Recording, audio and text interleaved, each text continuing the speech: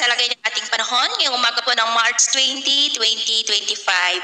Sa ngayon po ay patuloy pa rin na hanging amihan ang umiihip dito sa malaking bahagi ng Luzon, habang ang shear line ay patuloy pa rin na umiihip sa may Visayas at easterlies ang nakakaapekto pa rin dyan sa may Mindanao. At sa ating long range forecast, consistent pa rin na walang bagyo na namamataan na tatawid sa ating kalupaan for the next 2 weeks. At sa lagay ng ating panahon ngayong madaling araw ay maayos ang panahon sa malaking bahagi ng ating bansa, pero may tsansa pa rin ng mga isolated rains sa ilang bahagi ng Cagayan, Apayao, Isabela, Aurora, Infanta, Polillo Island, Calapan, Sorsogon, Samar Provinces, Leyte, Cebu, northern part ng Negros, Panay Island, Dinagat Island,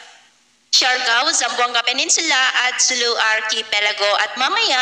ay sisikat ang araw sa malaking bahagi ng ating bansa, pero may tsansa pa rin ng mga cloudy skies with isolated rain sa ilang bahagi ng Cagayan, Apayao, Mountain Province, ilan pang bahagi ng Cagayan Valley, Metro Manila, Rizal, northern part ng Quezon, Oriental Mindoro, ilang bahagi ng Palawan, Camarines Provinces, Catanduanes, Legazpi, Sorsogon, Panay Island, ilang bahagi ng Negros, Cebu, Bohol, Leyte, Samar Provinces, Surigao del Norte, Zamboanga Peninsula at Sulu Archipelago. At mamayang hapon, may mga tsansa pa rin ng cloudy skies with isolated rain sa ilang bahagi ng ating bansa at posible ang malalakas na ulan lalo na sa may silangan ng Visayas. Kaya mag-ingat pa rin tayo dahil posible po ang mga banta ng mapagbaha at pagguho ng lupa. At sa atin naman pong mga baybayin, maalon po ngayon sa buong baybayin ng silangan ng kanluran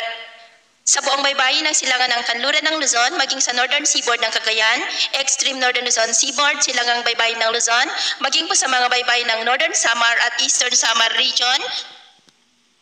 at eastern Samar seaboard, maging po sa mga baybayin ng Siargao na ang mga alon dyan ay posible po na aabot hanggang sa 2.2 to 4 meters height. Hanggat maaari ay iwasan na muna natin ang papalaot dyan sa mga may kulay pula para mas makaiwas